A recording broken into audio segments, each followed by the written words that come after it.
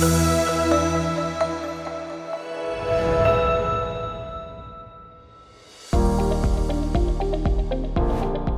eu sou Giovana Calenzani e eu tô aqui para mais um Papo de Culturax. E o que é o nosso Papo de Culturax?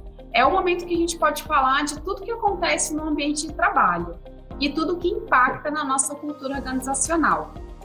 Para a gente, o que é cultura organizacional? É tudo que acontece no dia a dia da empresa, é o que ela é.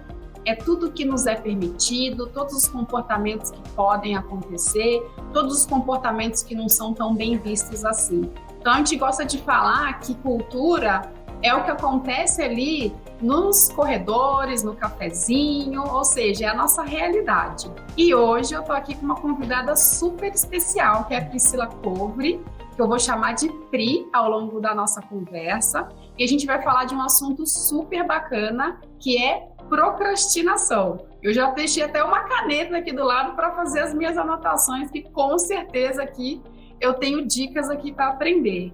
Pri, seja muito bem-vinda e eu gostaria que você se apresentasse. Obrigada, Gi, obrigada. Eu fiquei muito feliz, muito contente com esse convite. Então, eu sou Priscila Covre, eu sou psicóloga, eu fiz doutorado na área de neurociências, atuo no contexto da clínica, né, com psicoterapia, e também me considero professora, porque eu dei aula na graduação por um tempo, hoje em dia eu dou aula mais em cursos de pós-graduação, mas eu adoro me envolver com qualquer coisa que tenha a ver com compartilhar conhecimento, com ensinar mesmo. Eu venho estudando a procrastinação há alguns anos, tanto por um interesse pessoal no tema, mas também porque é uma queixa muito comum no meu consultório. E eu acho que é uma queixa comum geral hoje em dia, né? Sim, legal. Então vamos começar.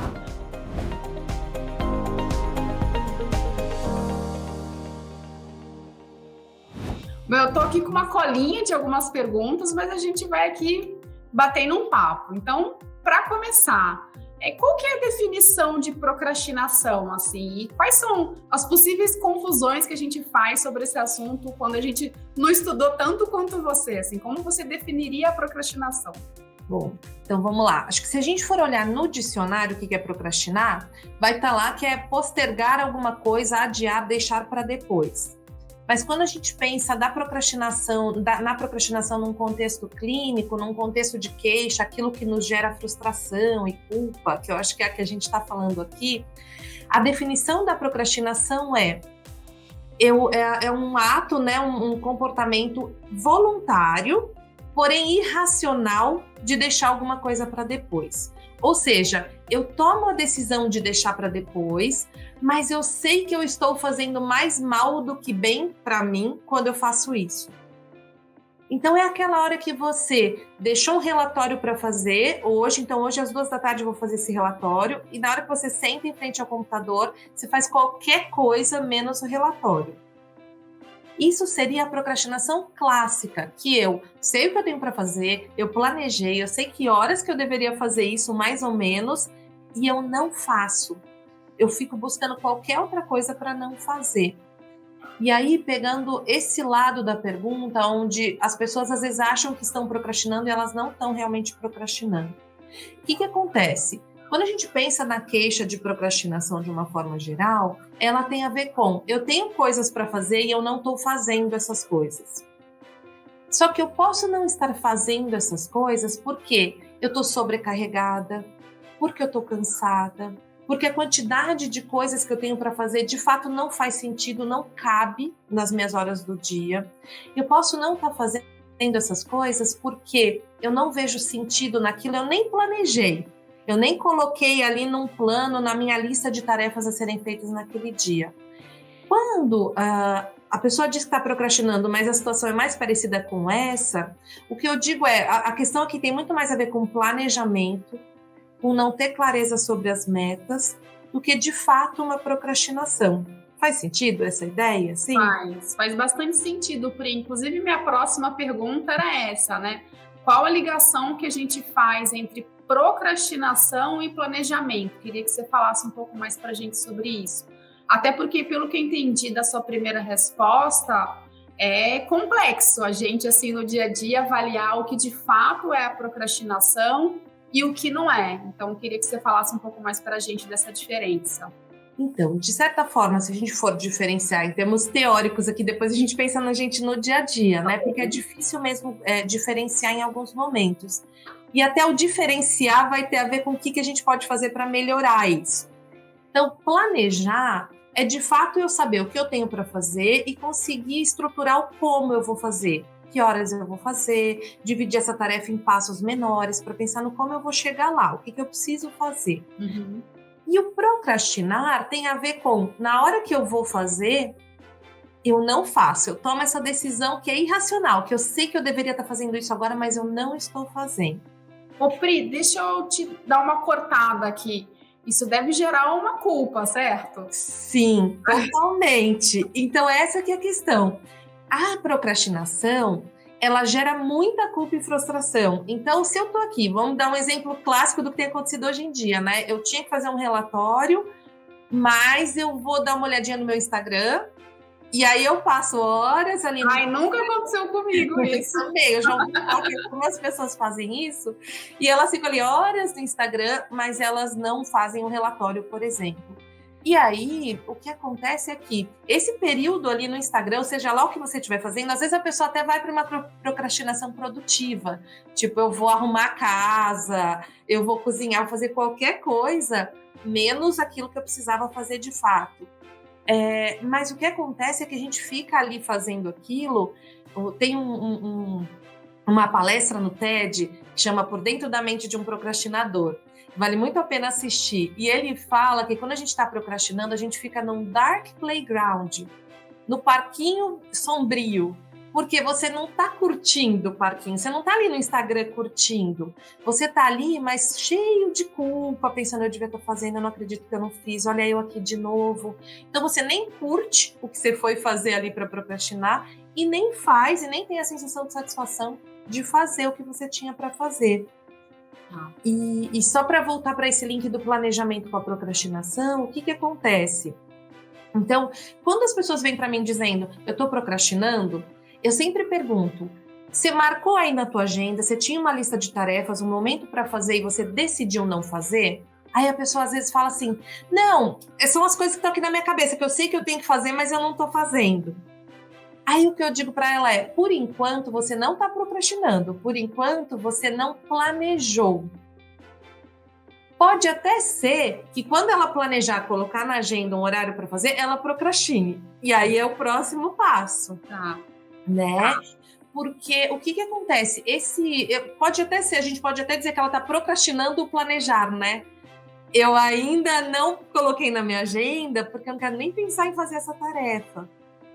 E esse lugar aqui de procrastinar ou planejar, de assim, eu tenho tanto de coisa para fazer, mas eu não fiz ainda, ele, apesar de trazer angústia, ele traz menos culpa do que você sentar, abrir o documento do seu relatório e ir para o Instagram, e ir para qualquer mídia, ou ir para qualquer outra coisa que não seja o que você deveria fazer.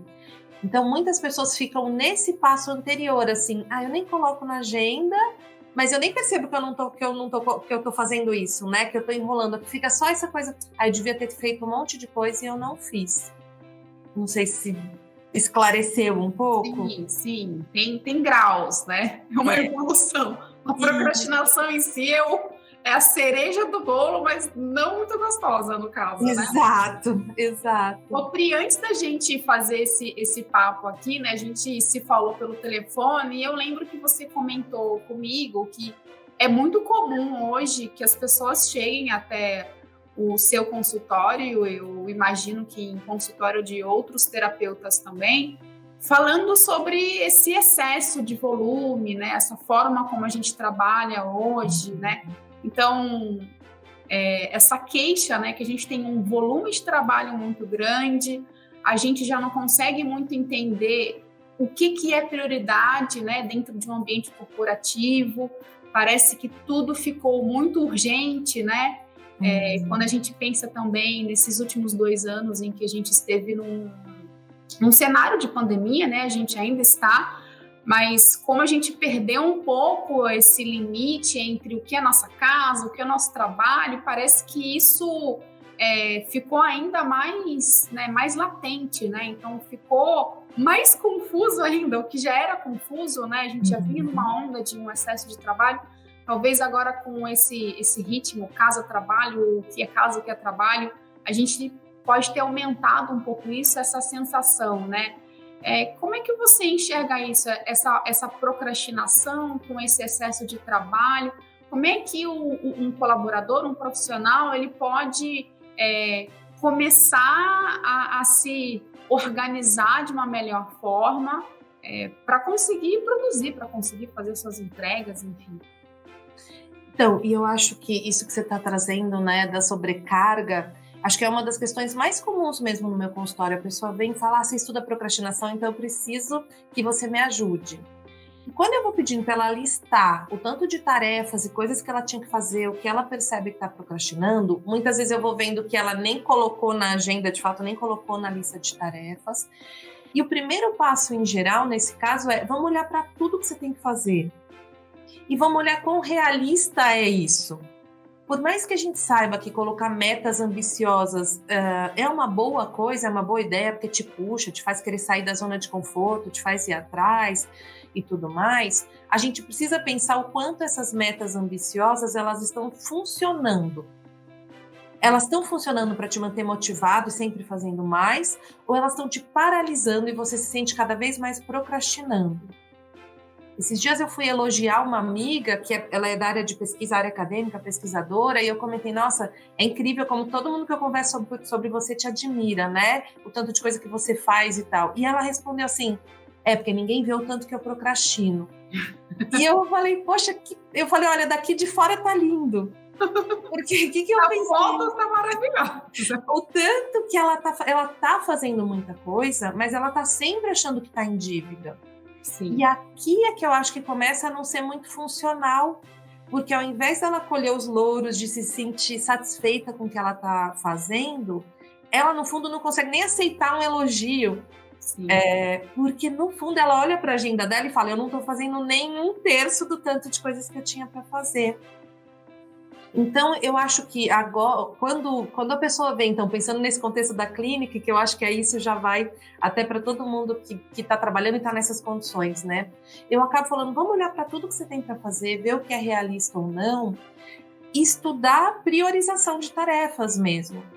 E quando eu vou ver, aquela pessoa que veio me buscar, porque ela queria estratégias para não procrastinar, a gente está treinando estratégias de comunicação.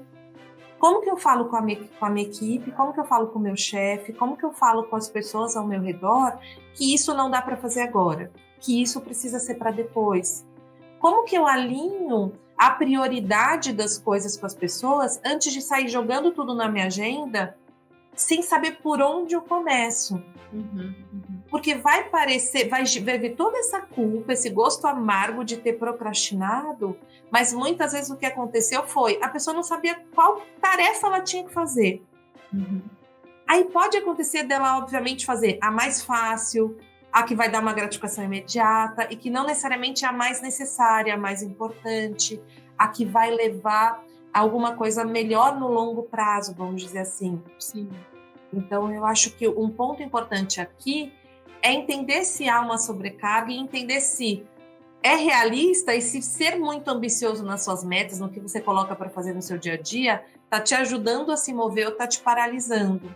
Sim, está te aproximando ou está te afastando, né? Isso. E eu sei que não é muito tema de hoje, assim, mas quando a Pri coloca que quando muitas vezes a pessoa chega até o consultório e no final vocês estão discutindo, será que você consegue colocar limite o suficiente? Será que você consegue se posicionar? Será que você consegue delegar de uma forma a ponto de você também ter o seu tempo? Então, assim, de um ponto que é a procrastinação, a gente pode, na verdade, falar sobre várias outras competências, né, que um profissional precisa ter. Então, é como se tivesse tudo interligado, né? Eu sei delegar, eu sei me comunicar, eu sei me planejar, eu sei me organizar. Eu me conheço o suficiente até para eu conseguir diferenciar se eu sou um procrastinador, se eu estou um procrastinador, ou se, na verdade, eu estou num momento que eu preciso de alguma ajuda. E eu não sei nem por onde começar, né, Pri? Perfeito. E eu costumo brincar assim, eu falei, né? A definição do dicionário é simplesmente deixar algo para depois. E quando a gente pensa nessa procrastinação, que é uma queixa mesmo, que eu chamaria de uma procrastinação clínica ali, alguém vem para o consultório reclamar, ou tá na internet pesquisando por que eu procrastino tanto. Essa procrastinação tem a ver com essa decisão irracional, né? De tipo, eu deveria estar fazendo isso e não estou. E aí, o que eu falo muito para as pessoas que me procuram é: a gente precisa procrastinar racionalmente. A gente precisa, sim, eu brinco que é a procrastinação consciente. Era a minha próxima pergunta. Isso tem bem a ver com isso, assim, quando você fala, putz, a gente vai para essa outra habilidade que é a comunicação. Sim, a comunicação, a aceitação de que não dá para fazer tudo que eu queria fazer. Então, às vezes não vai dar para fazer tudo aquilo que está nos meus planos. E se eu ficar continuando achando que dá, eu fico procrastinando, porque eu fico deixando para depois, não fazendo e me sentindo mal comigo mesmo. E o ponto aqui é a gente conseguir procrastinar do dicionário, né? Conscientemente, racionalmente falar: olha, chefe, olha, fulano, isso aqui eu vou fazer depois, eu vou fazer na semana que vem. Eu encontrei um lugar aqui na minha agenda, a gente precisa ver os prós e contras de passar isso para depois, mas vai ficar aqui, tá aqui. Hoje eu vou fazer isso, isso e isso. Então, é eu ter clareza do que eu tô pondo para depois, esse manejo da minha agenda, que é o procrastinar consciente. Tá. Porque é uma decisão racional, é uma decisão que vai ser melhor para mim, vai ser melhor para todo mundo, vai ser muito mais produtivo se a gente colocar esse plano aqui uma semana depois, um mês depois, abortar essa missão e a gente seguir fazendo isso e isso. Eu acho que o procrastinar, de deixar para depois, ele é até uma medida de priorização, de escolha, de tomada de decisão, né? Sim. Não é tarefa muito simples, não, mas a gente tem que começar, né, Pri? Eu tenho mais uma dúvida, assim. O quanto a procrastinação está ligada com um perfil perfeccionista, assim? Como é que você enxerga isso? Então, acho que eu vou eu acho que tem tudo a ver. Eu vou um pouco para como eu definiria o perfeccionismo e aí a gente chega na procrastinação, assim, para ver até que ela é uma das saídas para o perfeccionista, assim. Então, como que eu vejo o perfeccionismo? É aquela pessoa que estabelece metas rígidas. Eu não ligo tanto o perfeccionismo à questão de querer alcançar excelência. Querer alcançar excelência, ser perfeito, é ok, é bom e muitas vezes funcional, te ajuda. Mas quando que eu vou chamar de perfeccionismo? Quando essa meta, esse padrão que você estabelece para o que você tem que fazer, é muito rígido. Tem que ser desse jeito e pronto. Não pode ter erro. Porque às vezes o perfeccionista não acha que ele é perfeccionista, porque ele fala: não, eu estou fazendo o mínimo. Eu só tenho que fazer esse relatório aqui, no mínimo de um relatório tem que ter. Mas, na verdade, você vai olhar, ele tem uma meta super rígida de como tem que ser, e muitas vezes, na maioria das vezes, não muito clara, é uma meta abstrata. Tem que ser um relatório perfeito, mas eu não sei que nome dá para isso. E aí, o que acontece com o perfeccionista? Ele tem, então, esse padrão rígido e meio abstrato do que ele tem que alcançar, e se a gente for olhar a origem disso, é porque, no fundo, ele desvia um pouco o objetivo dele. O objetivo dele não é fazer o melhor relatório possível. O objetivo dele é mostrar para o mundo e para ele mesmo que ele é um ser humano que vale a pena. Porque qualquer coisa que o perfeccionista se propõe a fazer tem mais a ver com provar que ele vale a pena, que ele é uma pessoa que, né, boa, competente, capaz, do que com aquilo que ele tinha para fazer mesmo. E é aqui que o perfeccionista se perde nos detalhes, se perde, não vai buscar ajuda, porque como que eu vou buscar ajuda se eu preciso fazer isso para mostrar para o mundo que eu sou uma pessoa que vale a pena? Eita, nós! É um enrosco. E aí, o que o perfeccionista em geral faz? Ele tem 3 opções. Uma delas é, às vezes ele alcança o que ele queria fazer. Então, ele queria fazer um relatório muito bom e ficou muito bom. Ele queria entrar num mestrado, ele entrou num mestrado. Ele queria passar numa prova, ele passou numa prova. Ele alcançou. Para o perfeccionista mesmo, isso dura muito pouco. Ele fica feliz e tal, mas isso dura muito pouco. Porque rapidamente ou ele dobra a meta dele, ou ele desvaloriza o alcance. Então, ou ele vai falar: Entrei no mestrado, mas quero ver quando eu for ter até o doutorado. Uhum. Ou esse relatório eu entreguei, mas quero ver quando meu chefe me pedir tal coisa, quando eu tiver que fazer um projeto sozinha. Ou ele minimiza, mas é porque tal pessoa gosta de mim, né? Por isso que ela elogiou.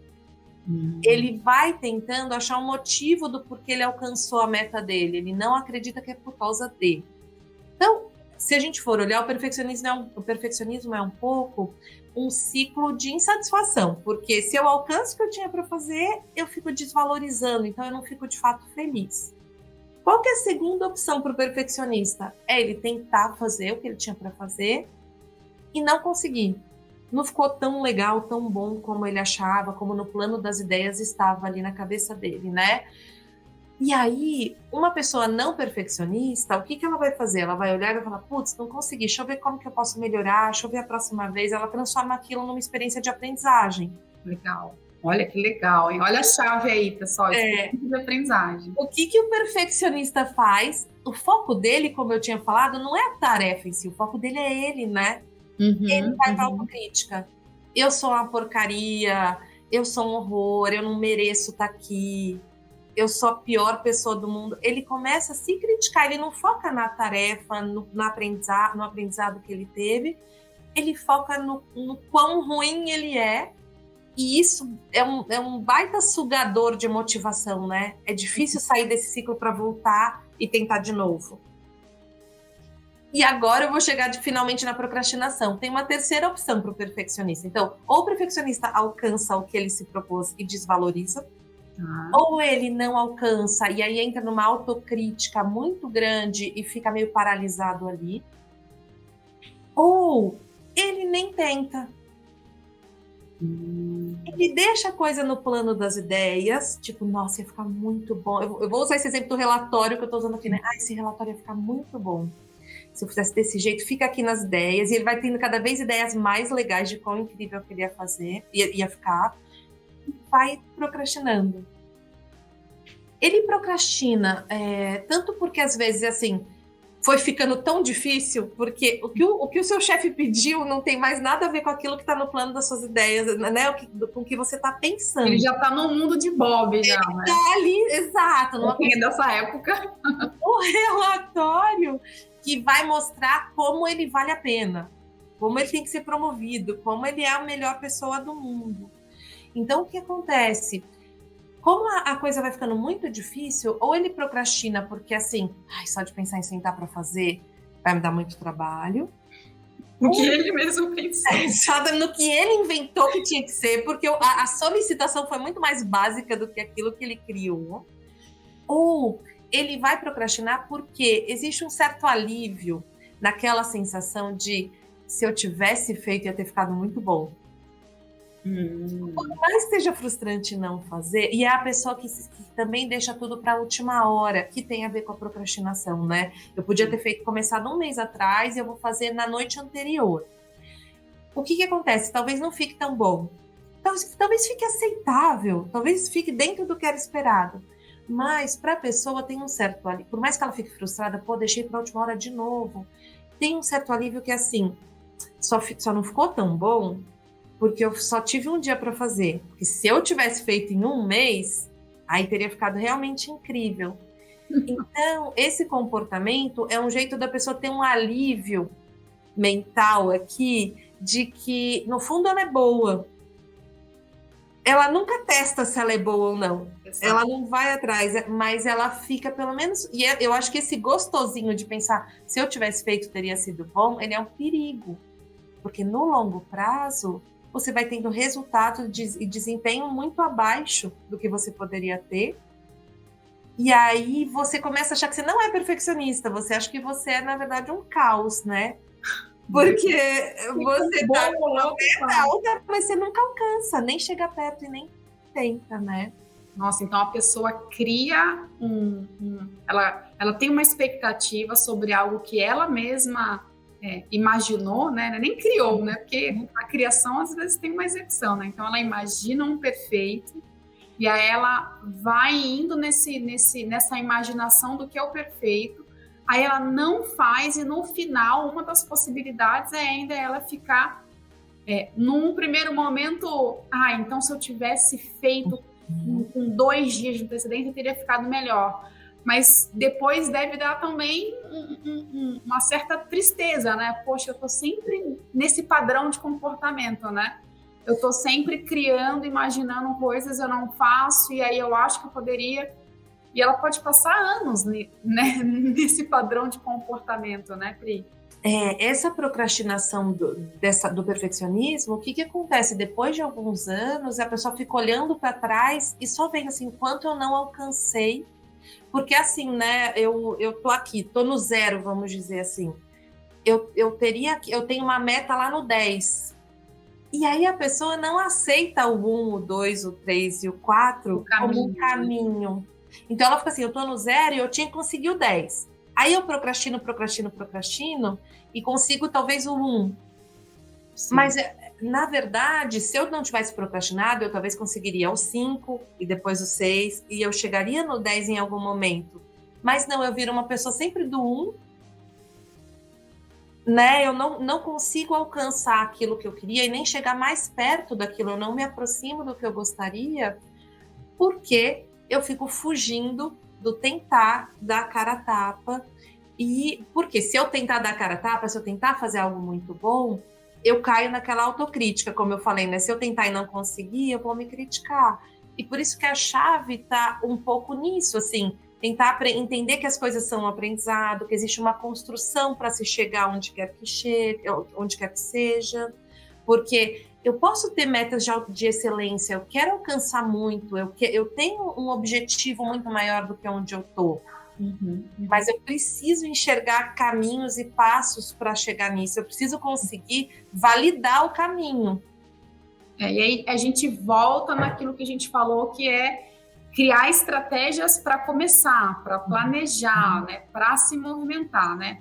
E aí quando a gente faz uma amarração aqui, quase já indo para o final, né? E o que isso tem a ver com cultura, né? Para mim tem tudo, não sei para vocês aí que estão ouvindo, mas para mim tem tudo, porque a partir do momento em que eu não consigo criar esses passos, esse caminhar, esse construir, tanto para minha carreira, ou tanto em um projeto, ou tanto para minha própria satisfação pessoal, a gente, enquanto profissional, vai ficando o famoso desmotivado, e aí talvez pense, não, é essa empresa que não faz o que deveria fazer por mim, mas na verdade ela também não pensou o que ela está fazendo, enfim, fica bastante assim, tudo embolado, né? A boa notícia é que hoje em dia a gente já sabe que tem muito conteúdo por aí, como o que a gente está fazendo aqui hoje, né, que pode ajudar a gente a pensar um pouco sobre o nosso comportamento, sobre a forma como a gente está pensando sobre a nossa carreira, sobre o nosso autoconhecimento. Então, isso é muito bacana. E Pri, como dicas finais, assim, você teria algumas dicas práticas, assim, para as pessoas que estão aqui participando do nosso Papo de Culturax? Eu acho que uma primeira dica, se a gente for olhar, até pegando esse gancho do que a gente estava falando do perfeccionismo, tem ambientes que promovem mais o perfeccionismo, tem ambientes que conseguem tirar um pouco esse peso, que é o ambiente, se você consegue transformar o ambiente em um movimento sempre de aprendizado, e de caminhos para se chegar lá. Então você pode puxar, você pode ter metas ambiciosas, mas é valorizar o passo a passo, valorizar perguntar, valorizar buscar, valorizar ir do 1 para o 2 para o 3 até chegar no 10, e não já deveria, porque um pouco do perfeccionista é sempre um pensamento de um passado, né? Já deveria estar pronto, já deveria estar bom, já deveria estar perfeito, já deveria ter feito. E aí a pessoa não engaja no fazer. Então, eu acho que um ponto é esse de conseguir olhar para as tarefas como um aprendizado mesmo. É puxar, mas olhar como o crescer, essa escadinha do chegar lá.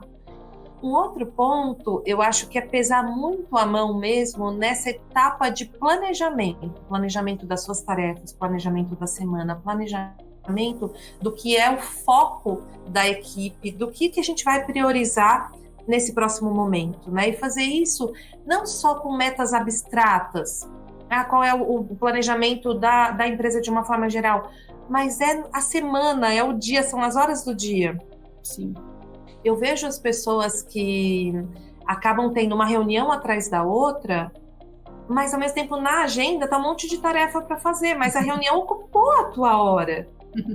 Então, é um planejamento mesmo de olhar, eu tenho tempo para fazer isso, cabe na minha agenda, por isso que criar um ambiente onde a comunicação sobre isso, onde isso seja possível, né? Vamos priorizar, isso aqui dá para eu fazer, mas eu vou fazer isso aqui primeiro?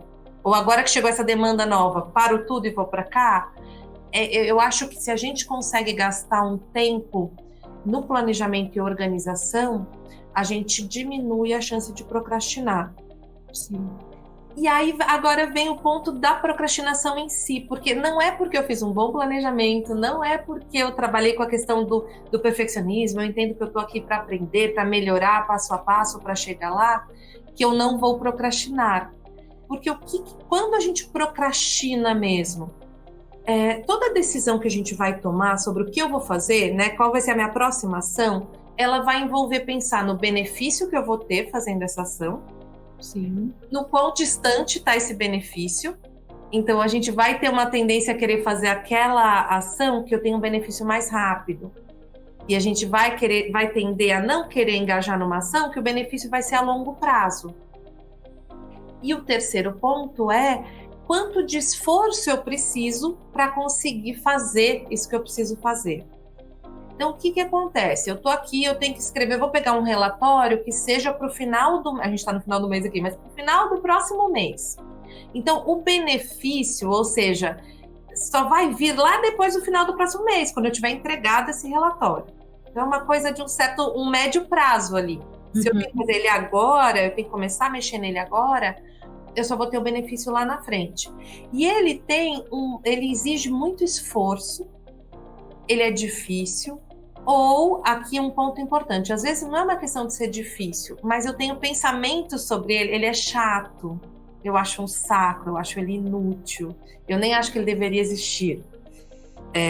Ou eu tenho pensamentos sobre, eu não vou aguentar ficar 3 horas sentada ali fazendo aquilo. Eu tenho uma série de pensamentos sobre o fazer aquela tarefa que transformam, que na hora que o meu cérebro tem que decidir o que eu vou fazer agora, ir para o Instagram ou fazer o relatório, ele vai ficar pesando e ele vai falar, nossa, não vale a pena. O benefício é só lá na frente. Você nem vê tanto benefício. Você acha um saco? Não faça isso agora. Seu cérebro vai tentar te puxar para aquilo que é danado, hein? Imediato, esforço mínimo. Por isso que eu acho que as mídias sociais têm sido um grande problema nesse contexto, porque o esforço é mínimo para estar ali. E você tem algum benefício, alguma diversão, algum senso de prazer ali. Então, o que eu diria? Se a gente vai, então, depois que eu já limpei a área, eu já vi que eu planejei, as coisas estão adequadamente planejadas, eu não estou extremamente perfeccionista e rígida na minha meta, eu ainda tenho a chance de procrastinar. E aí, o que eu preciso fazer? Cuidar de saber que o meu cérebro vai sempre buscar a recompensa imediata. Então, eu preciso ter muita clareza do porquê que eu tenho que fazer essa tarefa. Eu preciso achar um porquê. Se você falar assim, eu não acho que eu devia fazer, eu acho inútil, eu não sei por que meu chefe pediu para fazer isso, por exemplo, você precisa achar um porquê para você, que seja porque eu quero dar conta de entregar as coisas que o meu chefe pede, porque eu tô aqui por esse motivo. É se conectar com o porquê que você tá nesse trabalho, nesse emprego, por que você precisa dar conta, porque para você é importante ser disciplinado e dar conta do que você tem para fazer. Nem sempre você vai conseguir achar um grande motivo para tudo que você vai fazer. O segundo ponto é conseguir dividir essa tarefa em passos menores. Porque quando eu penso o relatório, que vai levar X horas para ser feito, é muita coisa e, de fato, ele começa a pesar contra aqui. Sim. Mas se eu dividir, o que é a primeira coisa que eu preciso fazer? O que é a segunda coisa que eu preciso fazer? O que eu consigo fazer em 20 minutos que já me aproxima de ter finalizado essa tarefa? Então, eu vou cuidando um pouco dessa questão da distância, do benefício, porque aí eu já fico feliz aqui, poxa, eu já dei um passo no relatório, eu fiz a primeira página, eu fiz as primeiras perguntas que eu precisava fazer. E eu manejo do ambiente, de certa forma, que é deixar o celular desligado, ou deixar em modo avião, ou às vezes desinstalar a mídia social ali do seu celular. Trancar ele num copo. Trancar ele no cofre. É Tem boa. Outro dia eu vi uma cena, né, uma figura de um cara trabalhando e ele colou nas costas dele algo assim, uma frase assim: olha, eu me empolgo, alguma coisa assim, né? Eu me empolgo com qualquer conversa e eu tô fazendo um trabalho aqui, por favor, não fale comigo, não puxe assunto, porque eu vou me empolgar. E a ideia é essa, assim, é um manejo de ambiente. Às vezes é avisar as pessoas ao seu redor, tipo, não me chame na próxima 1 hora, a não ser que seja urgente e precise chamar, porque senão eu vou tender a engajar numa conversa. Eu vejo muito as pessoas numa procrastinação produtiva, que é assim, não é que eu fui lá para a mídia social me distrair, eu comecei a apagar incêndio. Vinha um me pedir uma coisa, eu fazia, vinha outro me pedir uma coisa, eu fazia. O que acontece? Você não fez aquilo que é de médio e longo prazo, que também era importante, e esses incêndios que você apagou não eram essenciais, eles não precisavam ser feitos naquele momento. Mas o prazer de ter de missão cumprida ia ser muito maior de apagar os incêndios. Sim. De Então, utilidade, né? isso, porque exatamente, eu tô aqui olhando para esse relatório pensando, ai meu Deus, eu nem sei por onde começar, olha como eu tenho dificuldade. Aí alguém te pede uma ajuda, você nem precisava ajudar, a pessoa fala uma coisa, aquela coisa que você podia falar para ela, ó, procura no Google, você tá lá no Google por ela, perguntando, por quê? Você se sente bem, né? Olha como eu sou útil. Então, não sei se eu consegui organizar também em formato de dicas, mas eu acho que é algo por aí, assim. Ai, Pri, foi muito bom. Bom, não sei vocês, mas eu adorei. Achei que a gente deu aqui dicas valiosas para gente enquanto profissional e como pessoa mesmo, né? Começar a pensar sobre a gente, né? Que essa é a dica aqui. Então, eu quero agradecer a sua presença, Pri. E é isso. Muito obrigada a vocês que estão aqui com a gente e até o próximo Papo de Culturax. Obrigada. Muito obrigada pelo convite. Adorei estar aqui. Que bom.